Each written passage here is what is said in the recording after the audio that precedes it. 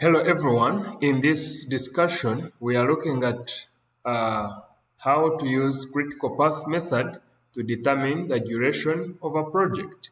And here we are given activities, their duration and their predecessors. So right away, let's answer these questions. First of all, to draw the arrow network diagram, finding the early start, early finish, and let's start, let finish for each activity, then finding the total float for each activity, determine the critical path and the total duration of the project. So the critical path is that path that is giving us the minimum period that is required for completion of the project. And usually it is that path that gives us the longest time when we do our computation. And then the activities on that path are going to be critical in a way that any delay on each of those activities affects the completion date of the project. So let's right away simplify this problem by looking at the arrow diagram. Now, so let's start by looking at just a starting point. So when we start, we do activity A and we do activity B. Yes, when we finish activity A, we do C and D. So we do C and we do D. So once we finish C and B, we do E. So once we finish B and C, we start on E. Then on D, once we finish D, we can start F and finish it. Then once we are done with E, we can do G. So this is our starting point, and F and G must connect to the finish. So let's begin here and we see.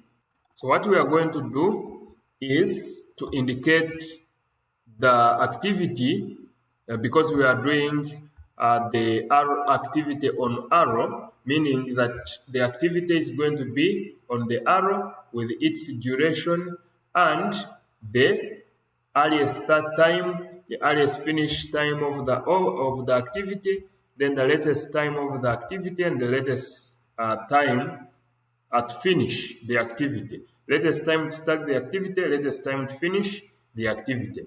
For A, since A and B are running parallel from the start, at the start the project duration is 0. So if we take 10 days to finish A, it will be on the 10th day of the project.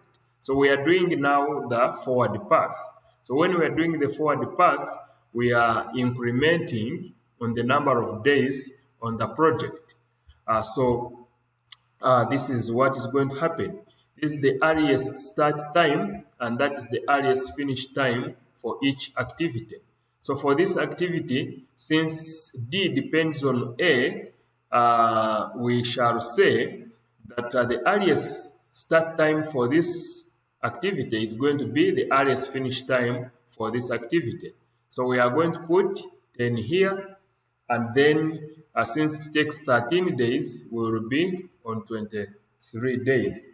Then this one will be 23, and it takes how many days? 35. Then let's look at this one. This one also is running in parallel with A, so it takes how many days? 7. Then this starts around 7 days in the project. Then it takes 4, and if it takes, this is E.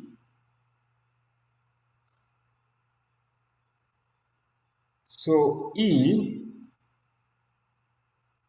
obviously depends on C and B. Let's first look at C. So the earliest finish time for for A is 10, so the earliest start time for C is going to be 10 also. Then this becomes 15 days. So that means if we are to start on this activity, we must first complete the longest activity among the predecessors. So since we have B and C, and the longest is 15, then this project activity will start in the 15th day of the project. So this is going to be 15. So let's put our 15 here, and then it is going to end. It's going to end in 19 on the 19th date of the project. So we are moving forward. So forward, we see that G depends on E, and therefore this is going to be 15. When we add, this is going to be 19. It's going to be 19 because the earliest finish time for this is 19, and therefore the earliest start time for this is 19. So this gives us 33. So since the largest number of days here in the forward pass is 35, then the project duration is 35 days. So since the project duration is 35 days, we are going to begin with, for us to do now the backward pass to determine the LS and LF, the latest start time or the latest time to start on the activity and the latest time to finish the activity. So here it is going to be 35. We are going to take the time at which we are going to be finishing the project. So since the maximum is 35, that's what we begin from right away the finishing end of the project, and we go backwards. So this is 14 days, so minus 14. What are we going to have? It is going to be 21 days. So this is also going to be 21. Then minus 4, this is going to be 17. And then we need to look at this one. So if this is 17, this must be 17 also. So 17 minus 7, this gives you 10. Then we go to this. You know that C is actually dependent on A. So what is that going to happen? And it depends on A. So what we are going to do is, first of all, to first start from here, we have 35, then 35 minus that, that is 23. The LF for this is also going to be 23. Then this becomes 10. So this is going to be what? This is going to be 10, and that is going to be 0. Now, we have to remember that once we are done with the C, that's when we start on E. So now the latest finish time for this project is going to be the latest start time for this project. I mean, for the project activity. So if E is a project activity and its latest start time is 17, then the latest finish time for this, since they are dependent on each other, it has to be 17 also.